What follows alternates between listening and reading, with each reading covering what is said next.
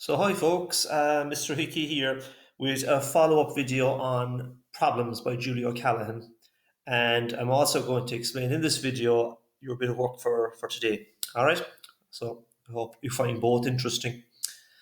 So on Friday we talked about the poet Julie O'Callaghan, so we met her before with the poem The Net. We had a look at this key question. Well, actually, we read the poem and then we had a look at this key question. Do you have much sympathy for the speaker in the poem? Explain your answer. And the answers he gave on Google Classroom I can sum up as follows.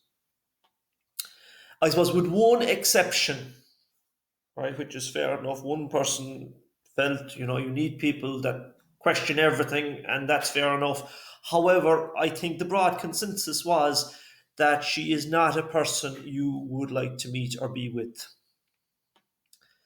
Most of you disliked her because she was so negative. She only pointed out problems without offering solutions. People like this are so annoying. Come on, if a leaf problem is the worst thing in your life, you should get over it. For God's sake, look at the problems we have at the moment with the coronavirus. These are real problems. Another person pointed out that the speaker of the poem is also selfish and mean. She calls people knuckleheads.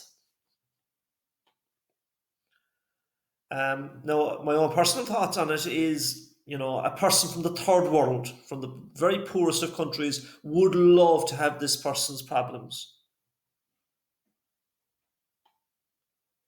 But I suppose the main point of the poem is what we consider problems in the first world, in the richer countries, in the Western world, aren't really problems at all.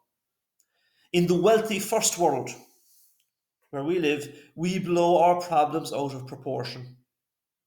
There are many people in the world who would be glad to have a puddle of water that is mentioned in the poem. Now, first world problems, it's actually a meme. Again, when you get a chance today now, maybe Google first world problems. And what you will find is typically it is this lady and she's very, very upset, right? Now, these memes usually have two sentences. There's an opening statement and then a follow up, okay? There are thousands of them, all right? I suppose here are some of my favorites. My husband does everything I ask, but I have to ask. That is a first world problem. Another one. It's a beautiful day outside. Now there's a glare on my TV. Another first world problem. When you live in Australia, so all your memes are upside down. Again, a very clever one there.